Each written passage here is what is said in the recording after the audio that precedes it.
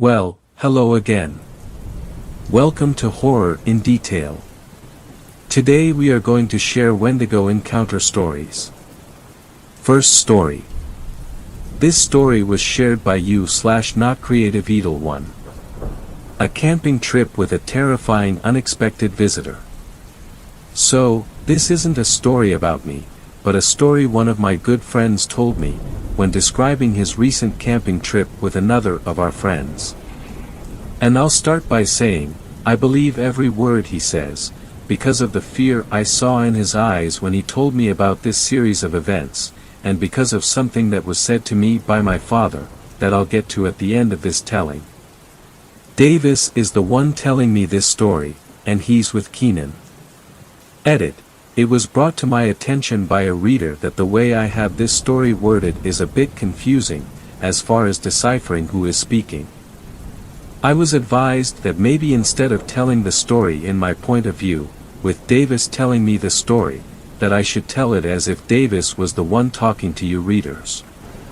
So, what you will be reading from here on out, will be in the perspective of Davis. My entries with my father will still follow at the end of the story. So, we lived a very beautiful Washington state. Mountains, woods, camping galore. Well, Keenan and I decide to take advantage of a couple days off in the middle of the week that we both shared during the summer, so we go out to an area in the national forest about a few hours from where we live, somewhere around Susan Creek. We decide on a small campsite in the area to camp, set up, and on goes our night. Now, we were camping on a Wednesday night, so we were the only ones in the campsite. Something we thought was nice at first, but would later realize wasn't nice at all. Everything was normal: campfire, shared stories, a couple beers amongst friends, and so on. It's getting late, so we jump in the tent and go to bed for the night. And it begins. I wake up in the middle of the night to Keenan having night terrors. He's shouting and flailing and whatnot. I turn on my flashlight and wake him up and tell him he's just having a bad dream, attempting to calm him down. Keenan gets up and regains his cool and tells me he dreamt that someone or something was in the tent with us, and it wasn't right. Nothing about it was. I tell him again, it was just a dream, relax and get some sleep, and turn off my flashlight. Well, a couple minutes later, I see Keenan's silhouette still standing there in the tent, and getting a bit frustrated I say, Keenan, it was nothing, lay down and get to sleep. I then feel Keenan bump me on my arm, and say, I'm laying right here, what are you talking about? I was still looking at the silhouette as Keenan muttered those words. I didn't say anything, I just froze. Felt ice in my bones and felt the most genuine sense of fear I've ever felt. And I stared at it, for what felt like ages. Eventually I just assumed my eyes were playing tricks, until Keenan whispered, Davis, do you see that thing standing in our tent? At this point I came unglued. Completely freaked. Screaming, flailing, you name it. Then it reared up. It was very tall, given the space in our tent. Skinny arms, extremely long fingers, probably 8 inches long, inverted legs like a flamingo, and pure black. It reared up, turned around and ripped out of our tent, and off it went crashing into the night. At that point we had never ran faster in our lives. Left everything and ran straight for the car and off we went. Now, a couple weeks had passed. And I get a phone call in the middle of the night from Keenan. And Keenan is hysterical. He tells me that he was at a friend's house for a while, and he went back to his car to leave. Well, his friend has quite a long driveway and Keenan found parking maybe in 1/8 mile up the driveway. Friend lives in a very rural area around here. Well, Keenan's car was having difficulty starting. He'd turn the key, starter would engage, lights would come on, but the engine wouldn't turn over. He did this a number of times, and in his effort noticed a cat in the middle of the drive looking at him, illuminated by the headlights turning on and off. Well, finally, Keenan's car fired up. But where the cat was sitting, was now that creature, standing broadside and staring at him. But only for a second, because at that moment, it took of running and jumped a massive creek, and off into the woods it ran. Keenan immediately called me, while tearing out of there like a bat out of hell. And that's the last we heard or saw of this thing. What you just read was in the perspective of Davis. How he told me this story, almost word for word. Now is where it gets weird for me. I'm fascinated by this story, almost jealous I wasn't there to witness it. I'm sitting in my parents' living room, and I start telling them this story, because I know they would be intrigued. About the time I got the part of the creature tearing out of their tent, my father interrupts and says, "Where were they, Susan?" Mind you, I never knew where they went camping. Davis had left that part out, whether intentionally or not, I don't know. I told my dad I wasn't sure, but I was curious, so I sent Davis a message asking where they were at while camping. His reply still sends shivers down my spine. It was simple, Susan Creek, why? I didn't reply. I just looked at my dad and said, "How did you know that?" He told me that my cousin Josh had gone out there camping around hunting season, and something happened to him out there. He said my cousin couldn't explain it, and wouldn't even try explaining, but that he refused to ever go back. Refusing to go anywhere near the area for that matter. That bit there sealed it for me. I was convinced they were telling the truth. I don't know what it was. I don't know what happened there. Susan is a Native American name for sure, maybe it's related. Or not. Second story. The Wendigo. This story was shared by you/the inspector. Everyone in the force knew Marconi had a girlfriend, and it wasn't a big deal. We sometimes saw her hanging around the station when Marconi was getting off her shift. She was a kind-faced woman, frizzy brown hair, thin where Marconi was stocky, always wearing something bright and flowery. Marconi didn't say much about her personal life, so we knew very little about this mystery visitor. I don't think we even knew her name. She was just another fixture around the station, like Larry the Drunk Wonder, who we brought into the holding cells every Friday like clockwork. But when she came to the front desk one misty morning, we almost didn't recognize her at first. She'd traded her floral blouse for a subdued gray shirt and jeans, and her frizzy hair was tied back in a tight bun. It didn't look like she was wearing any makeup. Abigail Shannon, our newest recruit, was working the desk that day, and she gave the visitor a dim smile. "Name?" she asked. "Janine," the woman answered. "Janine Zimmerman." She swallowed nervously. "I'd like to report a missing person." I was busy grabbing my third coffee of the morning, but when I heard the tremor in her voice, I turned to look at her. She didn't seem to know what to do with her hands. They played at her hair, then fell to the counter, then drummed a rhythm on her thigh. Eventually she settled for wringing them the way one might squeeze a wet dishcloth. Abigail pulled out the necessary forms and grabbed a pen from the top drawer. "Can you give me the name of the missing person?" she asked.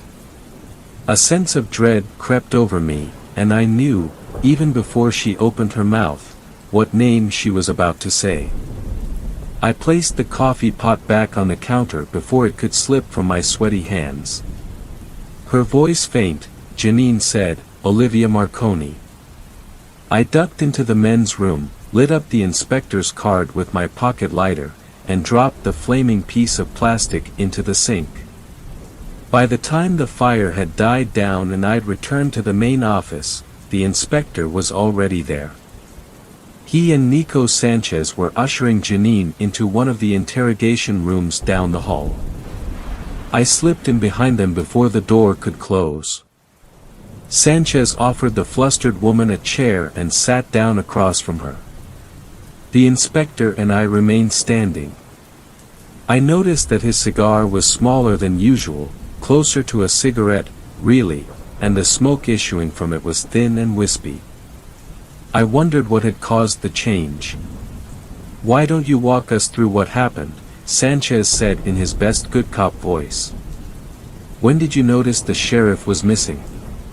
Janine tugged at the sleeves of her shirt. She said.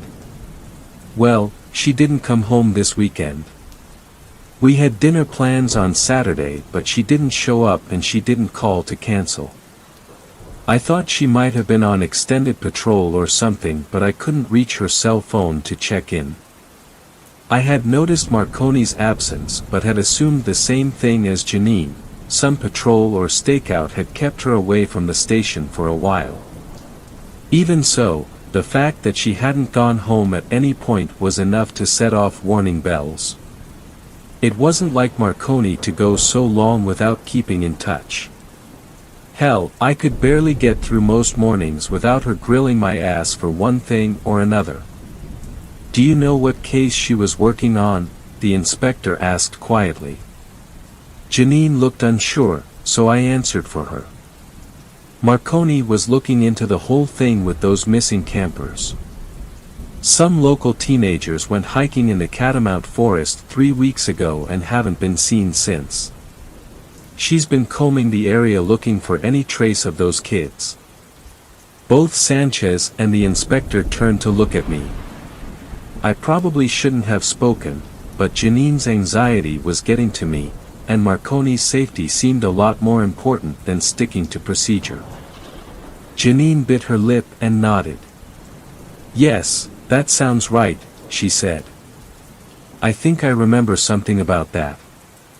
The next step seemed obvious to me: book it the hell out to Catamount Forest and scour the trees for Marconi and those missing campers. I was just about to grab Sanchez and organize the rescue mission when Janine spoke up again, and who boy, was that the kicker that changed everything. "I know where Olivia went," she said faintly. "She was taken by the Wendigo." You could see the precise moment when Sanchez slipped over from sympathetic to skeptical, his brow curled up a bit, his mouth tucking into a frown. The guy had never had the greatest poker face. I looked to the inspector for help, but if the word Wendigo meant anything to him, he didn't show it. He only stood there and ground the tip of his cigar between his teeth. "It lives in the forest," Janine went on, oblivious to the room's sudden shift in mood. "It used to be human, but not anymore. It preys on lost travelers and brings them back to its lair to feed. I saw it once," she added, as if that settled the matter. Sanchez rose from his chair and gestured for us to talk outside. The officer shifted his belt and led us out into the hall. Through the two-way mirror, we could see Janine stare numbly into space, her hands still trembling. "The lady's nuts," Sanchez concluded. "Marconi's probably got no reception in those woods, that's why we haven't heard from her." "Wendigo, my ass." "So Janine is upset and making up stories to cope," I said. "That doesn't change the fact that no one's seen the sheriff for days now. Sanchez, if there's even the slightest shred of a chance Marconi is missing, we've gotta act on that. You know how important the first 48 hours are." The officer looked disgruntled. "I hear you, Hannigan," he said. "But we can't just drop everything and go stomping through the woods looking for her. We don't have the men to spare for an operation that huge." "Then I'll go with the inspector," I said. "We'll canvass as much of the forest as we can. If things get gnarly, we'll get the hell out of there and call for backup." I glanced at my otherworldly partner, who hadn't said a word since we'd stepped outside. He nodded simply. Sanchez shrugged. Your choice, detective. Just keep an eye out for Bigfoot while you're out there. Then he was gone, and it was just me and the inspector standing outside the interrogation room. The tall figure looked paler than I'd even seen him. His grayish skin had taken on the complexion of ash. This, Wendigo, I said under my breath. Is it real? The inspector pondered the question for a few seconds. No, he said. Not as Janine describes it, anyway. Something in those woods may be hunting down campers, but I doubt it was ever human. I ran a hand through my hair and sighed. More monsters. Great. This could be quite dangerous, Mark, the inspector said. We have no idea what kind of entities are out there. Are you sure you want to do this? Marconi needs me, I replied. And so does she. I gestured to the woman sitting alone behind the glass. Janine had stopped shaking, but she was still staring out at nothing, her hand lying limp on the table. As we watched, her fingers closed slightly, then relaxed, as if gripping an invisible hand, for however brief a moment. The inspector rode with me to the Catamount Visitor Center, which seemed as good a place to begin as any. Plenty of dirt trails wound away from the center, and the lost campers, as well as Marconi, would surely have started their hike from here. I pulled my cruiser into the sandy lot and killed the engine. The place was nearly deserted, only a few other vehicles sat beneath the shadows of the treetops. The inspector and I headed for the center and pushed open the stained wooden door. A young couple huddled in the corner over the wall of travel brochures, tourists in the glade, always a rare sight, and a grizzled man in the back was thumping the side of a vending machine, which seemed to have swallowed his dollar. The inspector and I headed to the information desk, where a gray-haired woman in enormous green-rimmed glasses sat reading a home improvement magazine. I cleared my throat. Excuse me, I said. I'm Detective Mark Hennigan, and this is Inspector Smith, from the FBI. We were wondering if you happened to see a woman in a sheriff's uniform come through this area in the last couple of days. The gray-haired woman, presumably Sheila, given her name tag, set aside her magazine and squinted up at us. You mean Olivia? She said. Nice lady. I see her down at the grocer's sometimes. Her voice was high and sweet, like she'd ingested something syrupy. That's her, I said, glancing at the inspector. You're saying she was here recently? Oh yeah, she said. Looking for those campers, you know. Poor things. She began to leaf through her magazine again, as if that settled the conversation. Did she say where she was going? I asked, irritated. Sheila waved a hand toward the door. Said something about checking out Timberwolf Trail. I told her, that's the one the campers took, you know. She flipped the page and peered up at us. You boys looking for them too? Something like that, I muttered. Thank you for your time. I gestured to the inspector that we were done here, and together we headed for the exit. But just as I was reaching for the doorknob, it twisted on its own, and the door flew open from the other side. Standing at the threshold was Janine. She had a camo backpack slung over her shoulder and a water bottle dangling on a strap from her wrist, but otherwise she could have come right from the police station. Oh, she said. I grabbed her arm and ushered her down the stairs, the inspector trailing behind us. The door to the visitor's center swung shut with a low creak. When we were safely out of anyone's earshot, I let go of Janine's arm. I hadn't switched to bad cop mode in God knows how long, but I could feel that old side of me starting to resurface. What the hell were you thinking? I hissed. 4 people have gone missing in these woods and you were just going to wander in all by yourself. Did you even bring any sort of protection? Janine's eyes grew hard, and all of a sudden I saw the same steel in there that I'd seen so often in Marconi. For your information, she growled, I have a compass and a map of the area and the sharpest pocket knife I bet you've ever seen. Then she drew up her baggy shirt, and I saw a pistol tucked into a holster at her waist. And I've got this bad boy, she said. Is that enough protection for you? I looked to the inspector, but he had a wry smile on his face, and I knew I was on my own here. I rubbed my temple and began to pace under the porch light. We can't let you go in there alone, I said at last. Even with a gun, it's just too dangerous. You don't know what's out there. Of course I do, she said. It's a Wendigo. I told you back at the station.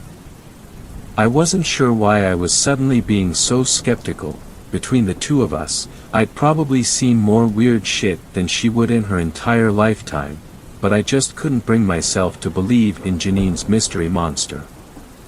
And that's going to take it down, is it? I said, gesturing to her gun. You're Wendigo. No, she said. Of course not.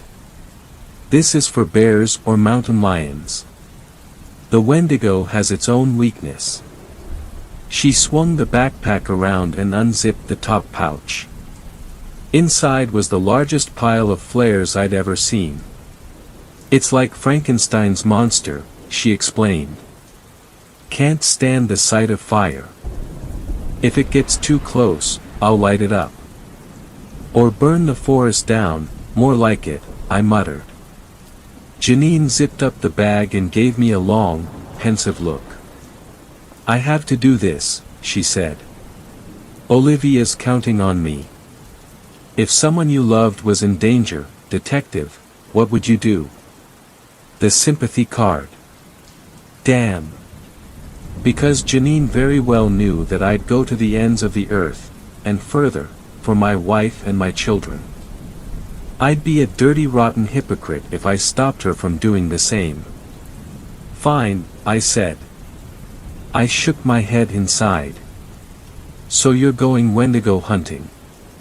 Doesn't mean you're going in there alone. The inspector and I are coming too.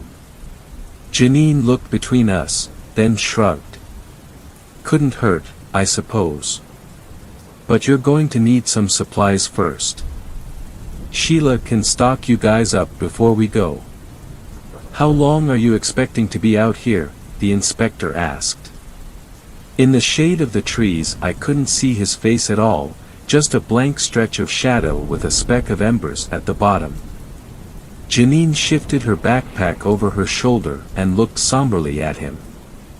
As long as it takes, she replied. 10 minutes and a backpack full of hiking essentials later, the 3 of us finally started down Timberwolf Trail. It was a simple dirt path, littered with bumpy rocks and crunchy fallen leaves.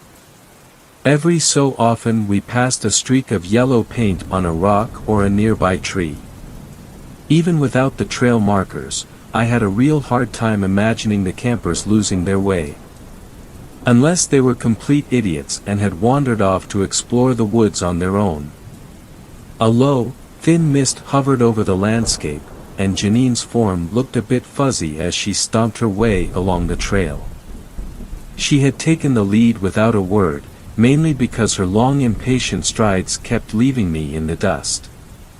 I shifted the straps of my new backpack and tried to catch up with her. So, this Wendigo, I said. You told us you saw it before. Where was that? Janine ducked under a stray branch. I was on a camping trip with my aunt and uncle, she said. I was young, maybe 12 or so. We were gathered around a campfire when we heard these enormous crunching footsteps and saw a shadow the size of a house moving through the trees. My uncle grabbed a log from the fire and waved it at the shadow, warning it to get back. It stopped for a few seconds, like it was deciding what to do. Then it turned around and disappeared back into the trees. I didn't know what I had seen, but then my uncle told me the legend of the Wendigo, and how it stalked these woods for centuries. She looked at me earnestly. I believed him. After what I'd seen, how could I not? I glanced at the inspector, unconvinced, but he didn't seem to be listening. His head was turned to the trees and his eyes were hidden. He didn't duck under the low branches, but they avoided him all the same, somehow sliding past him without moving an inch. Looking at him for too long made me mildly dizzy, so I turned my eyes back to the trail. Eventually the path tapered off and turned into a leafy clearing, with a warped picnic table and the charred remains of a makeshift fire pit. Janine led us to the table and took a seat, rummaging through her backpack. She pulled out a plastic baggie packed with trail mix and offered it to me. I took a tiny handful of nuts and raisins, popped them in my mouth, and handed the bag back to her. We passed the bag back and forth until half of it was gone. The inspector politely declined when I offered some to him. He seemed distracted. The thin smoke from his cigar drifted into the nearby trees, as if searching for something. "We should keep moving," Janine said after a minute or two. She stowed the bag away amid her stack of flares and rose from the table. I wasn't nearly as spry as I used to be, and a few more minutes of rest would have done me good, but Janine was antsy, and she had every right to be. "The campers must have spent the night in this clearing," I said, looking around. "But they had time to pack up their stuff and keep moving. Whatever happened to them didn't happen here." Janine nodded. "We have to go deeper." I turned to call the inspector and nearly jumped out of my skin. He'd somehow approached us without crinkling the leaves under his feet. Maybe it was my imagination, but even his clothes seemed more battered than usual. There were scuffs on his fedora and smudges of something dirty on his trench coat. He said nothing, only tilted his head at the disappearing Janine. I hastily followed her back onto the trail. The mist had thickened while we were resting, and the branches ahead poked like crooked arms out of the gray. Janine's outline, only a few yards away, was barely more than a smudge. I scrambled across the leafy, muddy rocks until I caught up with her. The inspector glided along behind us, his shadow as thin as the trees. "How did you meet Marconi anyway?" I asked Janine, brushing aside a low-hanging branch. "My nephew's a Boy Scout," she replied. He'd gotten his Eagle rank and the troop was hosting a court of honor to celebrate. Olivia had helped with his project, so she came to the ceremony to give a short speech about him. We met at the dinner party afterward. She was the first woman who'd ever shown interest in me. She looked down at the ground and smiled. I liked her. She can be blunt, you must know what she's like, working with her and all, but she's kind, and honest, and she has a good heart. We went on a few coffee and dinner dates before making things official. I tried to imagine Marconi cozying up in a coffee shop or getting dressed up for dinner on the town. It was surprisingly hard. I knew she must have a life outside the precinct, that she didn't always wear uniform blue or tie her hair back in the tightest of ponytails.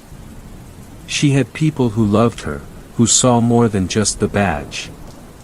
But I'd known her for so long that my image of her had just stuck. To me, she'd always be my pain-in-the-ass sheriff. "You're married, right?" Janine said. "How did you two meet?" I shrugged. "High school sweethearts." I know, it's straight out of a sitcom, but that's how it happened. We had a lot of the same classes together and eventually we just got talking. It always felt easy with Ruth. I never felt like I was posturing, trying to make myself look good for her. I was just me. And she appreciated that. My shoes squelched in the mud. We went to separate colleges, but eventually we found our way back to the glade. Everyone does, you know how it is. And we just picked up where we left off. 2 years later we were married. Janine's hand drifted away from the strap of her backpack. Her fingers curled inward, like they had at the station, as if clutching for a hand that was no longer there. Then she lowered her arm. I was going to propose, she said quietly. At dinner this weekend. And when she didn't show up, I thought she knew somehow, and I'd scared her away. I couldn't sleep at all that night. And then she wasn't there the next morning, and she never called to say why, and I knew that something else had happened. Something had gone horribly wrong.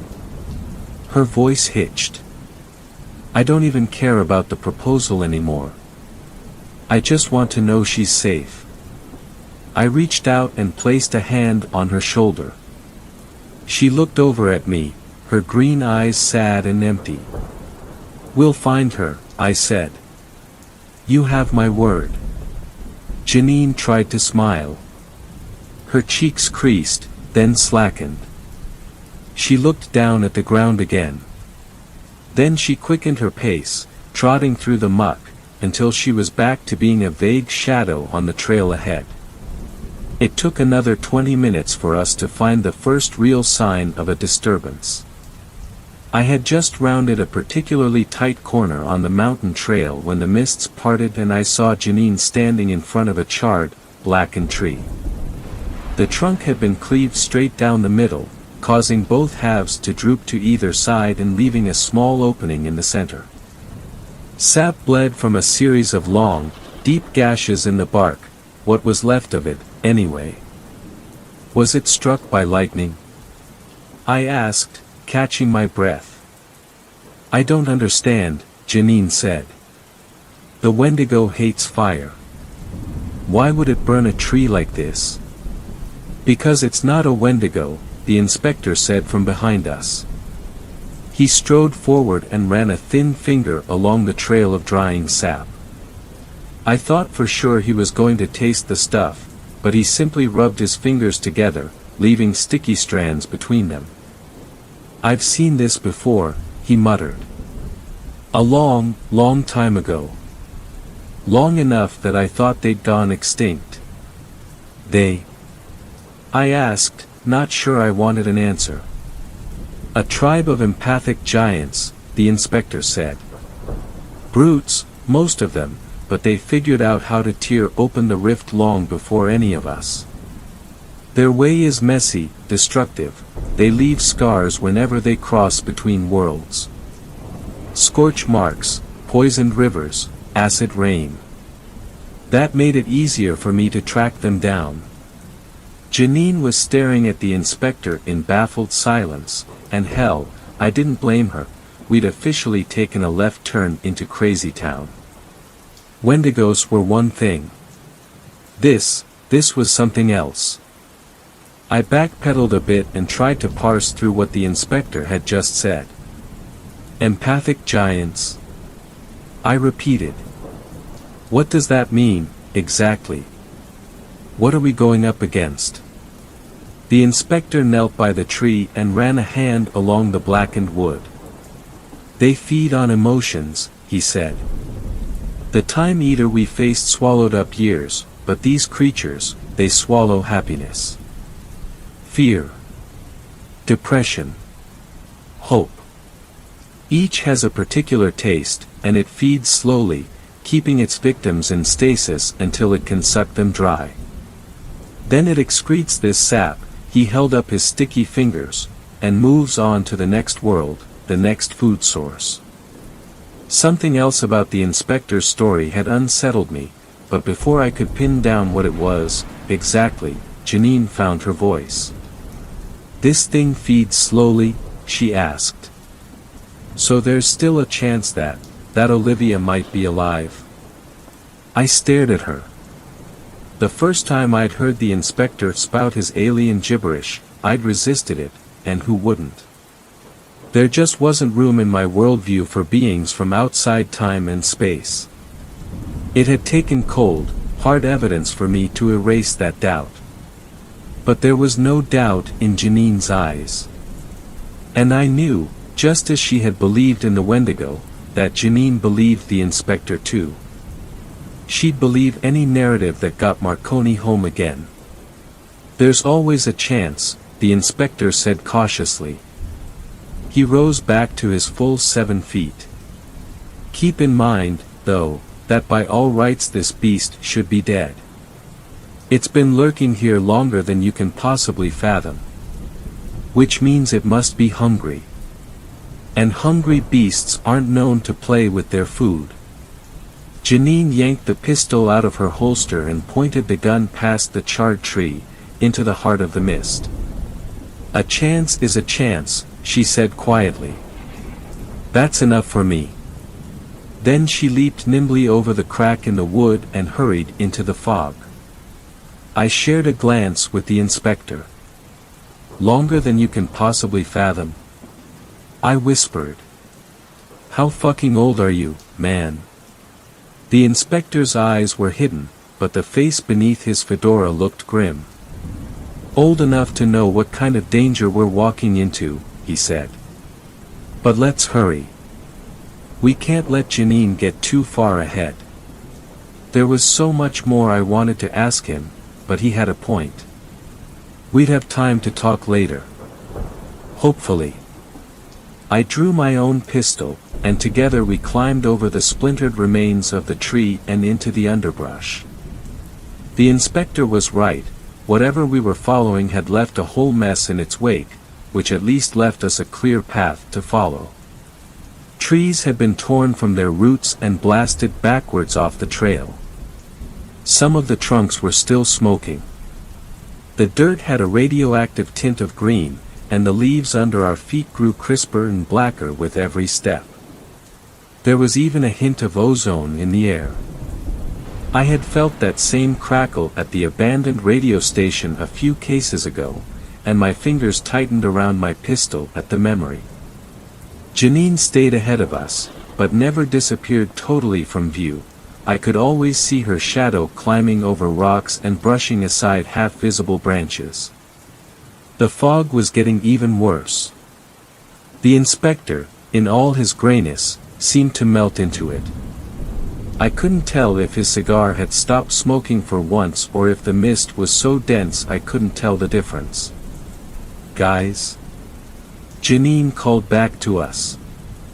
She had stopped several feet away and was staring at something I couldn't see from this distance.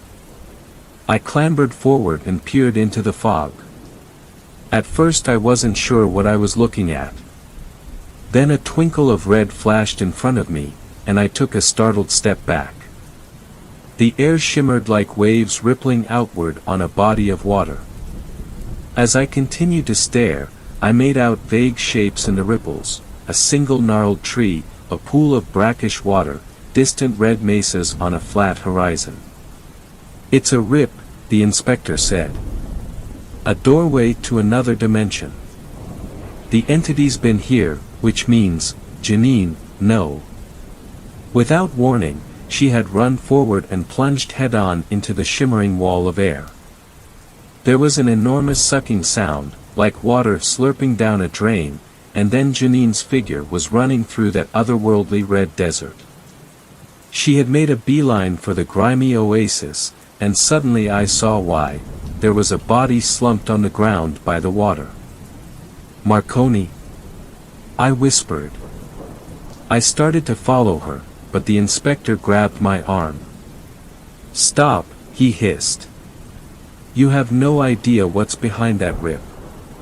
The air could be toxic, the sun could burn you alive, there could be worse monsters than a Wendigo slumbering there, waiting for prey to wander by dash." "Doesn't matter," I said. If there's even a chance Marconi's alive in there, I have to take it. You get that, don't you? The inspector looked dubious, but after a few tense seconds, he let go of my arm. I didn't wait for him to follow. I raised my gun and hurried after Janine, leaping into the world beyond the rip. For a second the mist was replaced by a brain-splitting white void, and I felt like my body was being stretched, like a piece of human taffy. Then the world snapped back into place and I was running across a sea of gritty red sand. A surprising chill tickled the skin on my neck, despite the enormous sun that hovered precariously in the orange sky. The air seemed breathable, at least, but there was a distinct aftertaste of copper on my tongue that I didn't like one bit. Janine had stopped running and was now staring down at the slumped body on the sand. Fearing the worst, I approached her, but it wasn't Marconi. The corpse in question was a teenage boy wearing tattered khakis and a large beige backpack. His eyes bulged out of his head like peeled grapes and his hair had turned entirely white. Sinewy green vines sprouted from his skin and dug into the ground like a tangle of thick wires. As I watched, the vines pulsed, sending bulbs of faint green light from the body into the sand below. I guess we found one of the missing campers, I muttered, covering my mouth and nose. The coppery stench was 10 times worse over here. The inspector approached from behind me and knelt down over the camper's corpse. His fingers traced the pulsating vines, his brow furrowed. The smoke from his cigar was a thin, weak shade of gray. "Fear," he said. "This particular entity likes to feed on fear. I suppose our poor friend here was afraid of starvation, or isolation, or maybe just wide open spaces. In any case, he's been bled dry. There's nothing we can do for him now." I looked up from the body, feeling mildly sick, and stared off at the horizon. There was something funny about it. I took a few steps past the oasis, and I realized, there was no horizon. The ground literally ended after 100 feet or so. The mesas weren't distant, they were just incredibly small. I turned in circles. For a second I forgot about the dead body. The oasis was smack dab in the center of this desert, and the desert itself was barely more than an island, floating impossibly in that orange sky. If I walked for a minute in any direction, I'd reach the end of the world. "Inspector?" I asked. "What is this place?" The inspector straightened up and looked off at the fake horizon. His skin looked sicklier than usual under the light of the massive sun. He said. "I've heard the empathic giants could create pocket universes to store their food, but I've never actually seen one before. Supposedly they slow the flow of time to keep the victim alive longer, giving the entities a food source for years at a time. Centuries, even." I looked back at the rippling air that led to the misty forest. Through the rip, I could see leaves swirling in a sluggish tornado on the ground, inching along like footage from a stop-motion film. "Olivia's not here," Janine said. She left the camper's body and strode past the gnarled tree. There was another rip not too far away, I noticed. This one spilled over with a green like the color of unripened fruit. Janine approached the tier, set down her backpack, and pulled out a flare from her stockpile. She lit the fuse with a battered lighter and let the flare fall to the sand. Bright red light spat from the tube and cast shadows across the ground. "Bread crumbs," she said. "If time is slow here, this'll last a while. All we have to do is follow it home again." Then she shouldered her backpack and stepped into the rift. There was a familiar slurping sound, and she was gone.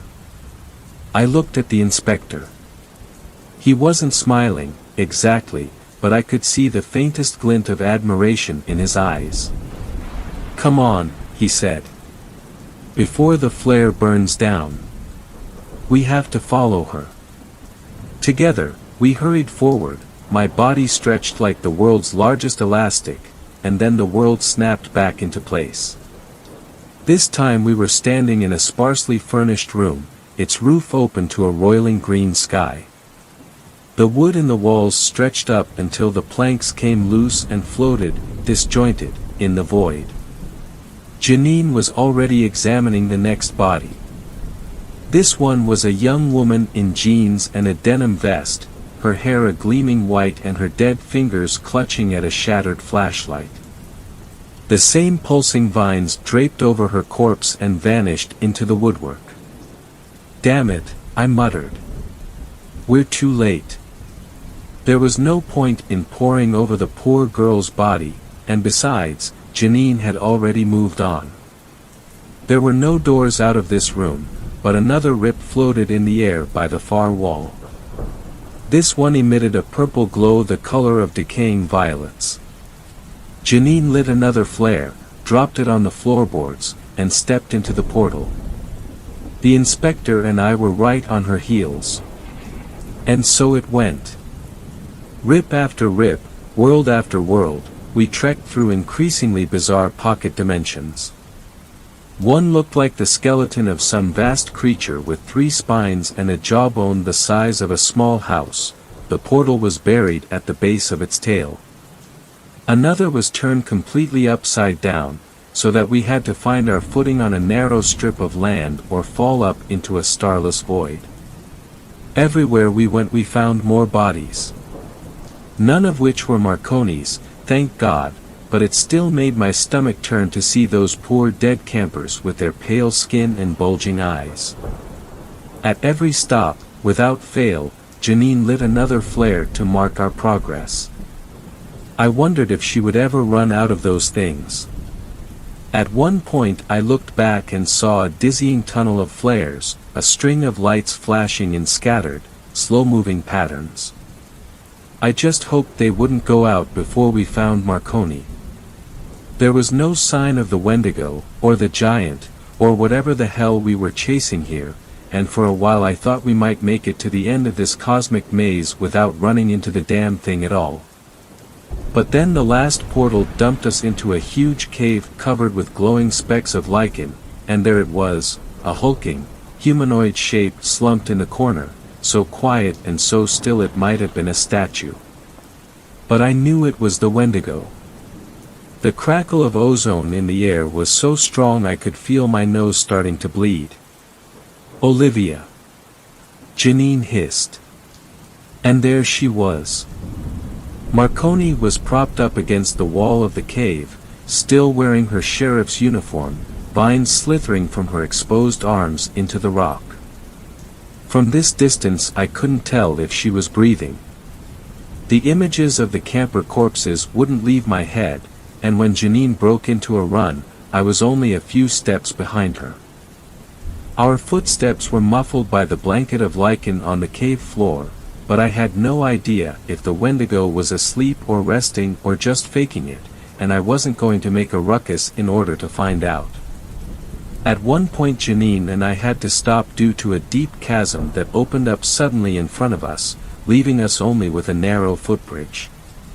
The bottom of the pit was too far down to make out, but I could see the glint of sharp stalagmites jutting out of the darkness.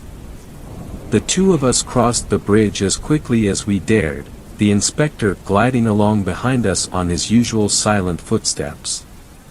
Once we were safely on the other side, Janine rushed to Marconi and cupped the sheriff's cheeks in her hands. There were definitely strands of gray in her hair, but her eyes were closed, and the rise and fall of her chest was unmistakable. Marconi was alive. I almost sank to my knees in the lichen, I was so relieved. But Janine was tugging at Marconi's shoulders now, and the sheriff refused to budge. The vines were wrapped so tightly around her she was bound to the cave wall. Every few seconds, Pulses of bright green light traveled down the vines, sliding from her arm into the wall of stone.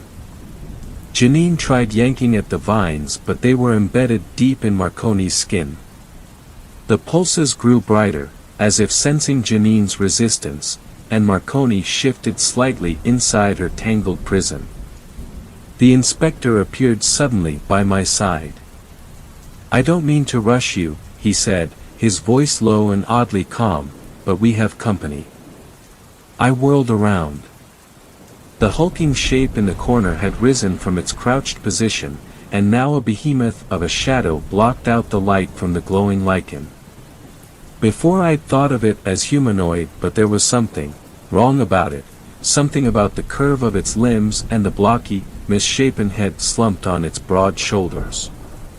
It was too dark to make out its facial features, if it had any at all. I couldn't tell if it had skin or scales or fur or feathers. It was just darkness, darkness made solid, and I could only stand and stare as the beast took a rumbling step toward us. I lifted my gun, for all the good it would do, but the inspector moved before I could. 1 second a man was standing in front of me, and the next, well, it's hard to say.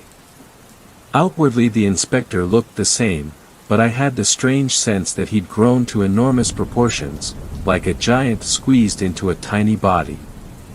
It reminded me of that night he'd shown me his true form on the highway. The figure I knew was just a vessel, a puppet, its strings being yanked by something large and invisible. Looking at him made my head throb. The inspector reared back and punched the shadowy beast. His fist struck like a meteor, leaving a fiery imprint on the creature's hide, causing it to bellow and stumble back. The floor of the cave trembled with each footstep. For half a second I hoped it would fall backwards into the chasm, but the Wendigo only took a second or two to regain its footing. It lumbered forward and batted at the inspector with a clawed, misshapen hand. I fired a single shot at the incoming limb, but the bullet sank into its hide with a sound like a muffled thwump. Then the inspector was flying across the cave. His whole body went limp, as if the invisible puppeteer had left it, and when he struck the far wall he slumped into a curled position on the ground. The cigar dropped from his lips and rolled away. Its tip smoldered for a second or two, then went out. "No!" I shouted, feeling something snap inside me. I fired another 3 shots at the Wendigo, but the bullets only seemed to irritate it. It turned its monstrous head to look at me, and I saw a bulbous globe of eyeballs peering out of its skull, each one bloodshot and vaguely human. It took a threatening step forward. A tremor swept across the ground and knocked me off my feet, whacking my hand against the stone and causing the gun to skitter out of my grip into the darkness. I didn't bother looking for it. What was the point? This thing had already proven itself immune to bullets, and if the inspector couldn't leave a dent on it, what chance did I have?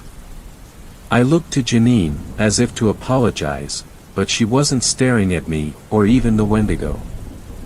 She had managed to pry a few of the vines off of Marconi's face and was kissing her on the lips, tears streaming down her cheeks.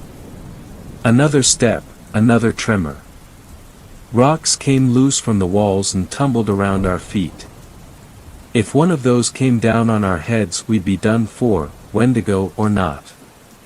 The creature was leaning down now, blinking its mismatched eyes. I scrambled back against the wall, but there was no time to stand, no time to run, just to cower. The Wendigo swung its massive hand downward, the air whooshing as it did so, and I found myself thinking suddenly of Ruth's face, Ruth and the kids, and I closed my eyes so I could see them one last time. Then the Wendigo faltered.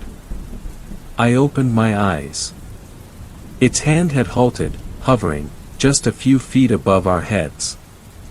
For a second I thought, absurdly, that my memory of Ruth had somehow stopped the creature in its tracks. Then I saw that Marconi was standing. She had her hand on Janine's shoulder, and even though a web of vines still trailed from her skin into the wall, her eyes were awake and clear. And she was pissed. "Hey, shit for brains," she yelled. "Why don't you back up?" The vines pulsed, but instead of the usual green, a hot red light traveled down Marconi's arms and into the stone. The Wendigo yowled like a wounded mountain lion and lifted its hands to its ears, as if Marconi's voice had ruptured whatever passed for its eardrums. Marconi took a step forward, and the vines moved with her, snaking across the ground. "You don't scare me," she shouted. "You Bigfoot wannabe." The Wendigo made a series of dissonant yaps and staggered backwards. The cave trembled again, and I leaped aside as a boulder the size of our minivan came crashing down where I'd been standing.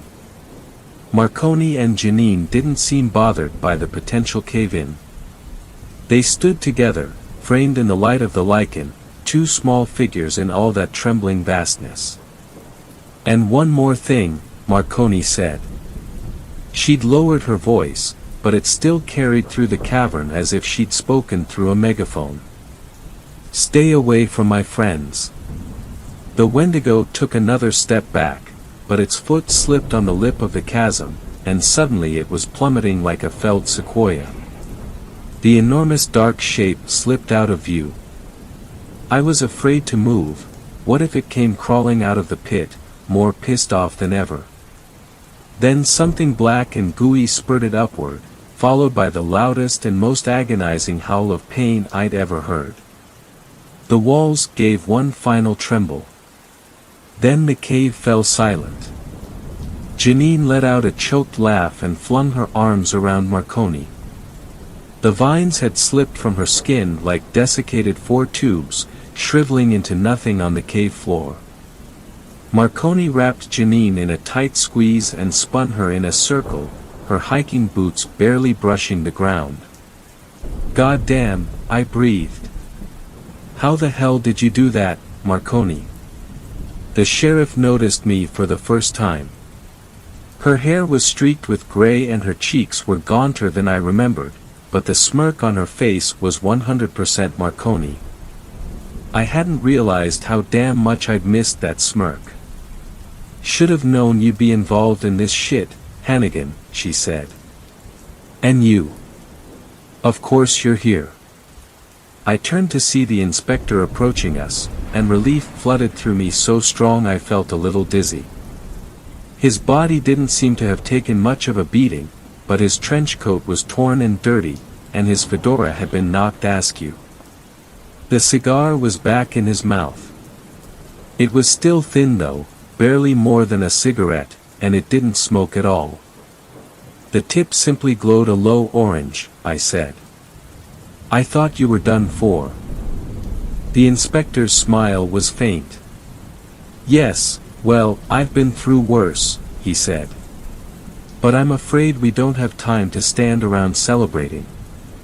Now that the giant is dead, this universe, and all the ones it created, will come undone.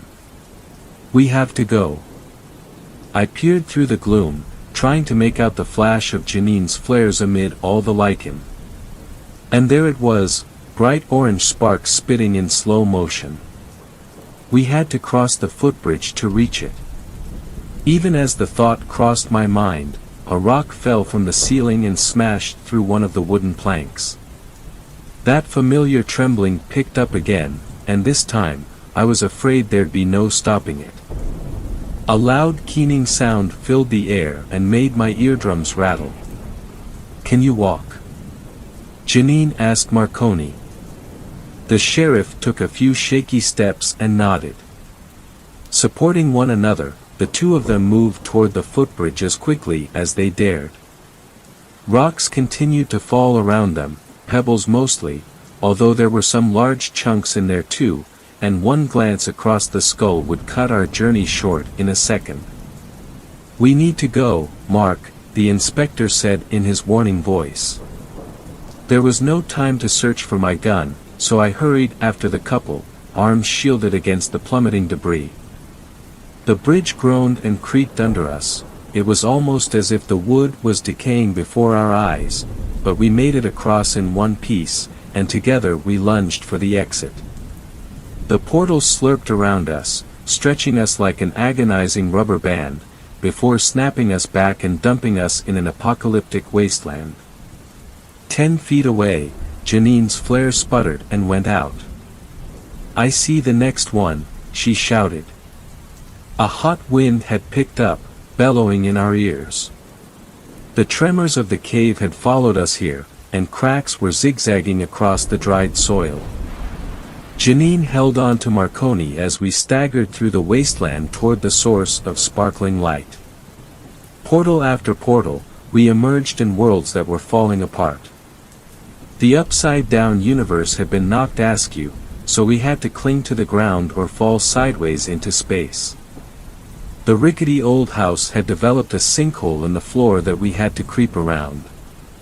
The ribcage of the massive creature had splintered and our way forward was almost buried under piles of jutting bones. In that case, and in a couple others, the inspector had to lift the debris out of our way so we could climb through and move on. The desert world had split into several distinct chunks, and I was worried that Marconi wouldn't be able to cross it in her condition. But she clutched Janine's hand and leapt over gap after gap, the inspector and I trailing after them, until at last we reached the window out and stumbled back into Catamount State Forest. The inspector turned back to do something to the portal. There was a loud wrenching sound, like someone tearing a branch off a tree, and when I glanced behind me, I didn't see anything except misty forest. The pocket universe was gone. I was beyond fatigued, and I'm sure the others were too, but we didn't stop to rest. We were deep in mountain lion territory here and it wouldn't do to get too complacent. So we followed the trail as fast as Marconi could manage, clambering over fallen trees and squelching through the mud. We didn't stop until we reached the empty clearing where the poor lost campers had set up their fire pit.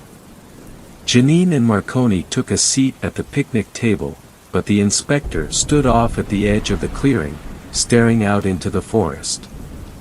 I went over to join him. "You haven't been you lately," I said. "Ever since we started this case. You look tired, your skin is sickly, hell, even your cigar looks different. What happened to you?" The inspector's lips tightened around the aforementioned cigar. He let out a heavy breath, but only a few wisps of steam curled around the tip, and they were gone in no time. He sighed, took the cigar out of his mouth, and tapped some ash onto the leaves. "I don't belong here," he said quietly. "I never did. Sometimes I forget that. Being in your world, helping you fight these entities, it gives me purpose, but it drains me. I can only stay here for so long, only exert so much of my energy, before I need to return home. To recharge, if you will." "Is that where you went in the cave?" I asked. "After the Wendigo attacked you." I remembered the way his body had slumped against the stone, how his whole form looked hollowed out. It was like the lights went out in your eyes. I retreated, yes. The inspector reached up and adjusted his fedora. "For a minute or so. I didn't want to leave you, but the giant had wounded me badly, and survival is an instinct we all share. I thought a quick dip behind the rift would give me enough strength to fight the creature again. But when I returned, Sheriff Marconi had the situation under control. He was twirling a small object between his fingers, I saw now, a thin gray capsule with bulbed ends and a large crack running through the middle. Across the center, a peeling label in faded red letters read Capra. "What's that?" I asked. The inspector glanced at me, then pocketed the capsule. "Something I need to look into further," he said. "But nothing you need to concern yourself with. Not yet. He let out another reedy wisp of smoke and said, "Perhaps you should check on Sheriff Marconi." I could take a hint. Leaving the inspector to his arcane, eldritch thoughts, I walked over to Janine and Marconi at the picnic table. The sheriff seemed to have regained some strength. The hand clutching Janine's was firm and pink, and there was a rosy glow to her cheeks that had been absent in the Wendigo's cave. The two women looked up at me when I approached. "You never answered my question back there," I said. "How did you beat that thing?" Marconi turned to look at Janine. Her hand clenched, and I saw Janine return the gesture, that same squeeze of closeness, this time with a hand to grip back.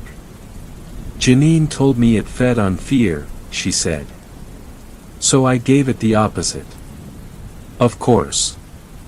I took a seat next to the two women and stared out into the forest.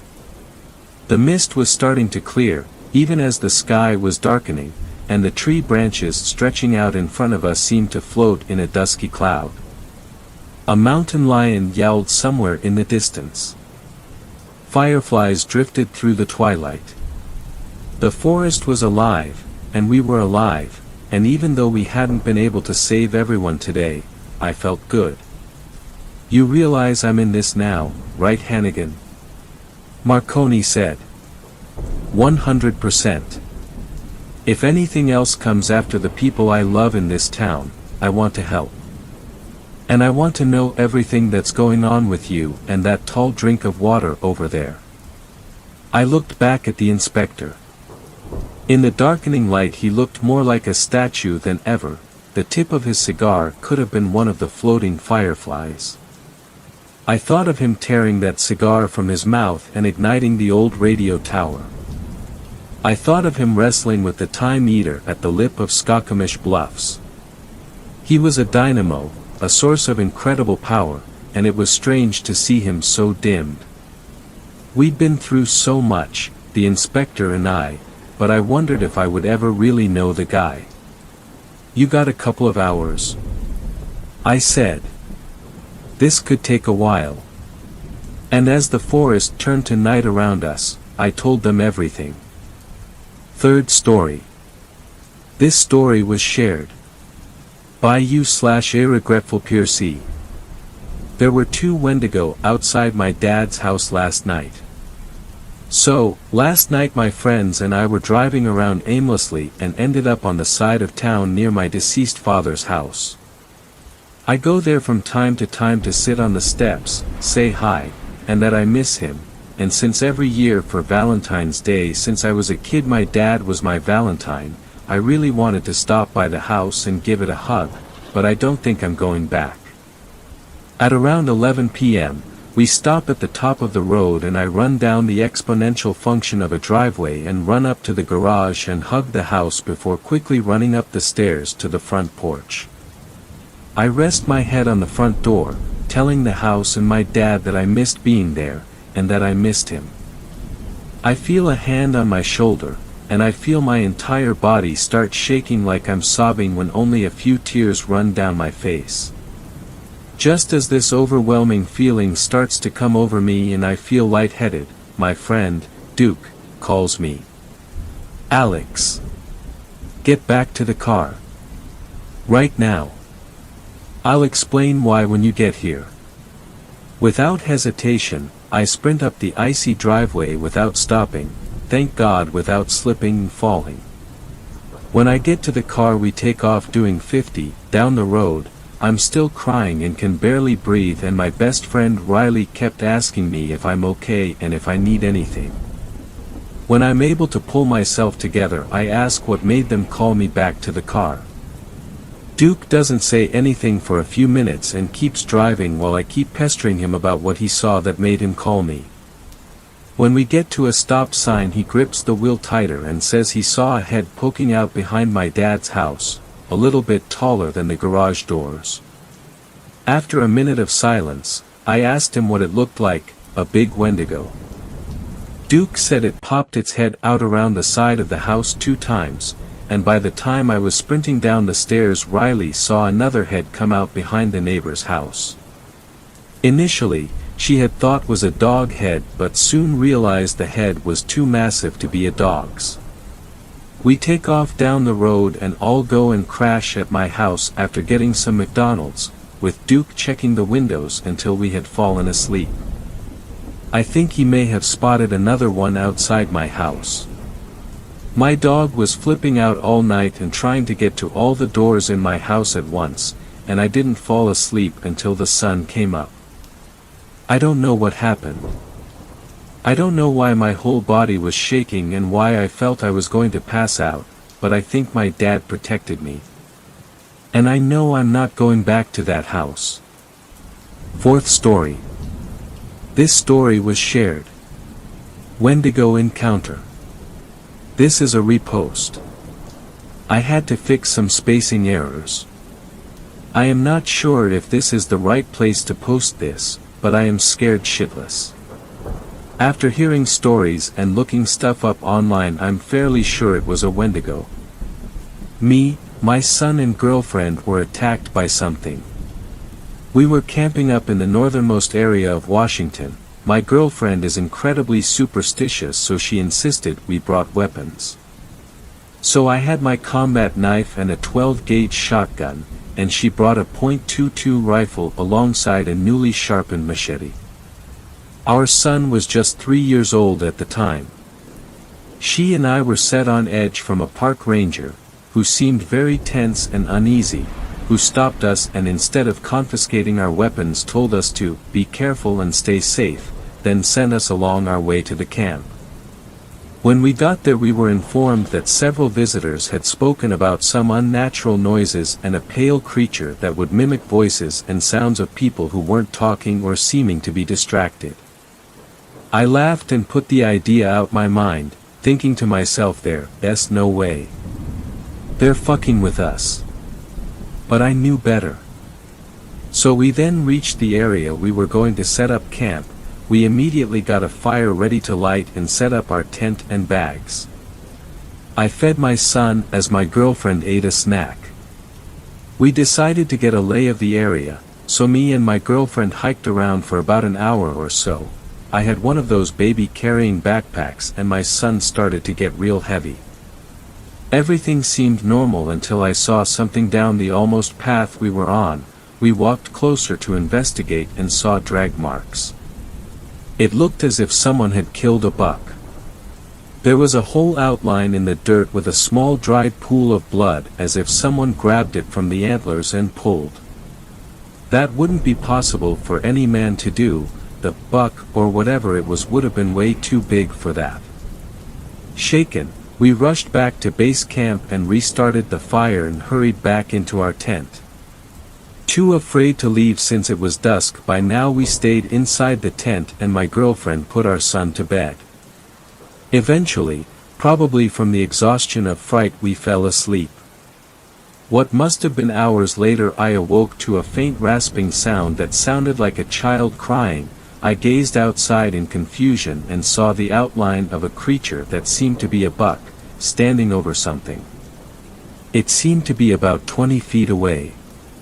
But at a closer glance had unnaturally long limbs for a buck, and was eerily tall. In sudden fear, I unloaded 2 shots into the creature and heard a loud blood-curdling cry. My girlfriend awoke screaming to the shots I had fired as I tried to explain what I had heard. To my surprise, the animal hadn't moved an inch. Then I noticed the stains on the side of the animal. It looked like blood was running down the edge, and lots of it. It stared at me deep into my eyes as I became petrified with fear. A sinister feeling of dread fell over me as if it knew I could not move. I thought to myself, what if it starts to bolt towards us? Just then, this tall, decrepit demonic thing seemed to whisper something. I could not exactly tell what it was saying, but it seemed to have said, "I need more children." My girlfriend screamed, asking where our son was. We blacked out. In the morning we awoke to park rangers at our campsite. We did not see our son anywhere. We told the rangers that he was missing and they started a search party. I explained what had happened and strangely they seemed to believe it. The one who seemed to be older by at least a decade pulled along the one we met earlier and whispered in his ear. I only heard a single line and I'm not even sure if what I heard was correct. It sounded like he said, "It's getting bolder." They didn't seem to want us by ourselves, so they waited with us while they continued the search. We stayed in a log cabin for 3 days with a forest ranger. When suddenly some rangers came into the cabin saying they could not find our son. My girlfriend starts to sob. I start to hate myself thinking that I could have done something if I was not frozen in fear. We rushed outside only to find some injured and frightened police officials. The rangers wouldn't tell us anything of what happened or what they saw. Or why the cops were scared shitless. All we know is that we do not have a son anymore. God help whoever goes into that forest next, and please don't bring your kids with you. Fifth story. The Thing in the Fields. This story was shared by you/Snake973, so credits to him. When I was young, I lived on a farm in rural Oregon with my parents. I was the only child. We weren't a big commercial farm. Just a family type thing. We had 5 cows, 3 horses, a small herd of goats, 2 dogs, and 1 chicken coop. We also had some Indian runner ducks we kept mostly as pets. We didn't really make any money off the place, just enough to sustain the animals and a little extra for ourselves. Money enough to take a decent vacation every couple of years. Dad had his other job in town, an insurance agent. He was the only one around really. The town wasn't more than about 1,500 people. Mom gave horse riding lessons as well. We weren't rich, but we were comfortable. It was really an easy life, or at least it could have been a lot worse. I went to school, Dad went to work, Mom took care of the animals, then we all had dinner together every night, and I would go to bed while Mom and Dad had a beer or 2 and watched the news. Sometimes at night I would hear things outside. Mostly just normal stuff. The cows or horses would get spooked by a coyote or something, or I would hear the dogs chasing a rabbit, barking their heads off. Every once in a great while we would find a chicken dead. Dad would always tell me about it but never let me see the body, although I asked frequently. He would keep Mom and I inside until he had gone out, did whatever he did with the body, throw sawdust over any blood, and then life would go on as normal. I assumed it was foxes, as I had seen a couple of them out in the pasture over the years, slinking around back and forth through the grass. The summer when I was 10 years old, I remember helping Mom change the bedding in the horse stalls, when we heard a huge racket going on outside. If you've never heard the sounds of a horse in pain, you don't want to, trust me. It sounds almost like a person screaming. Well, that's what we heard, and one of our horses, the Palomino, came running into the barn with a wound on its left thigh. For long marks, like claw marks, ran across its body for about a foot.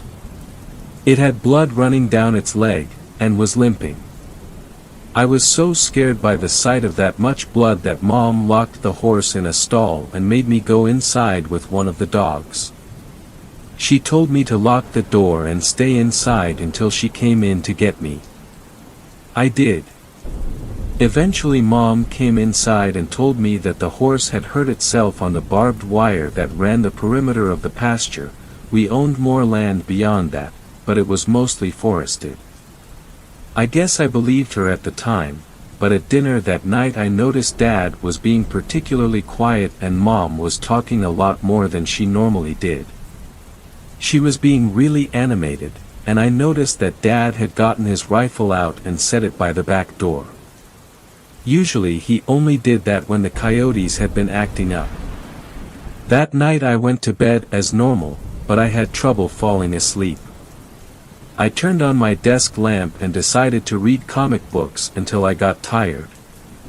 I have a very vivid memory of reading Uncanny X-Men and hearing the back door open. Looking out, I could see my dad by the porch light, lighting a cigarette and holding his rifle under his arm. He started walking over to the driveway and then turned to follow the fence line. I couldn't sleep until I knew Dad was back safe. I kept coming downstairs with the excuse of getting water to see if Dad was back in the house yet, and each time all I saw was Mom sitting on the couch in the living room, staring at a blank TV screen and looking worried, sighing occasionally. Eventually, about 4 in the morning, I think, Dad did come back, and I was so tired and relieved that I fell asleep as soon as I knew he was home. He never told me what he did that night, but I never thought to ask. 2 months later I was back in school. It rains a lot in Oregon in the fall, and this day was no different. All I could hear from my bedroom was rain hitting the ground and the aluminum roof of the chicken coop. There was light thunder in the distance, but it was slowly getting closer. I thought I had heard a coyote yapping out around the garage, or it could have been one of the dogs. I looked out, straining my eyes to see whatever there may have been. In a brief and distant lightning flash I saw something. It looked almost like a person, but hunched over, and with a long torso. It was tall, taller than Dad, who was a good 6'4", at least. I just barely caught a glimpse of it on the near side of the garage, then the light faded and I didn't see it again that night. There was another dead chicken the next morning. The third in just as many weeks. I told Dad what I had seen the previous night. The color went out of his cheeks momentarily, until he told that the storm must have been playing tricks on me. I accepted that. For months after that we lost a cow. It was in the middle of the night, and we all woke up at the same time. There was a lot of noise in the pasture, but only briefly. The cry of a dying animal, and a primitive, guttural yell that I had never heard before. Dad rushed up to my room. I could hear him running up the stairs to my room. He had his rifle in hand, and opened my door. He saw I was awake and told me to stay inside no matter what and try to go back to sleep. I don't think I have to say that sleep wasn't really an option any longer, but I did stay in my room, with a blanket held tight around my shoulders and staring out the window. Probably about 10 minutes later I heard gunshots in the field. I don't know what he was shooting at, whether it was whatever had attacked the cow, or the cow itself, trying to put the animal out of its misery. Dad rarely, if ever, talked about that night. I later found out that he had gotten to the cow only to find it ripped open on the ground, bleeding out from its torso. The shots I heard were him shooting the cow in the head. It kept going like that. For years. A chicken or a duck here and there. Something bigger only very rarely. It sounds absurd, but I almost came to think of it as commonplace. I only ever caught glimpses of the thing until what comes next. It terrified me. It happened in the middle of the day, over the course of a long weekend when my parents had gone to Seattle to see my uncle, who was ill. It was on a Saturday afternoon. I was 17 years old. I was out in the barn putting out food for the horses and the dogs. The horses were running around out in the pasture and the dogs were asleep in the corner of one of the horse stalls. I heard something rustling in the tall grass outside in the pasture. The dogs looked around a little bit but didn't seem to mind. I assumed it was just one of the horses waiting for me to leave so they could eat. I kept going about what I was doing, and in several minutes I thought I heard breathing. I turned to look and it was standing in the door. Tall as hell, even hunched over. The sun was streaming in behind it, lighting up all the dust in the air around it like some kind of sickly halo. It was looking at me. Considering me. Maybe it was trying to decide whether or not I was food. I remember swearing, turning, and running as fast as I could for the house, not even thinking. Panic causing my legs to move. It was behind me, not even breathing hard. I heard its feet hitting the ground in a constant rhythm. I got to the house, opened the door, slammed it behind me and locked it as fast as I could. I tore through the house, locking every door, and drawing the blinds on every window. I could hear it snarling outside the back door. The dogs were barking at it, but they wouldn't try to attack the thing. It was too big and they knew it. It roared at the dogs and they ran off, probably to hide in the pasture. I went to my parents' bedroom and got Dad's rifle. I loaded it, set up a chair in the living room facing the back door, and waited. It started prowling around the house. I could hear its feet crunching on the gravel of the driveway and the wooden planks of the back deck. It kept walking, back and forth. I thought about trying to look through a window to see it, but I was too scared. Eventually, after hours of hoping it would go away, the sun went down. I turned on all of the outside lights and went up to my room. I opened my window, with the rifle in my hands, hoping to be able to pick the thing off from above. I saw it lurking just beyond the glow from the porch light. It had long, sinewy arms, and walked on bent knee. It was by the chicken coop. Then it disappeared from view. I heard the chicken squawking and screeching. The thing reappeared with a dead, bloody chicken in its hands. It bit off one of the wings with jaws that were dripping with slime and drool and let the dead bird drop to the ground at its feet. Then it looked at me. Its eyes made contact with my eyes. It turned away again, back to the chickens. It came back with another bird, mutilated it in front of me, and dropped it. It went back again. And again. I should have taken a shot at it, but I was astounded and confused trying to figure out what it was doing. Then it hit me. It was a show of power. It was showing me that it was stronger than me. That it could do whatever it wanted to do because I couldn't stop it. At the same time I felt powerless and sickened. Powerless because what it was saying was true. If it was just that thing in me, I wouldn't stand a chance. Sickened because I realized what kind of intelligence it would need to be able to convey that message.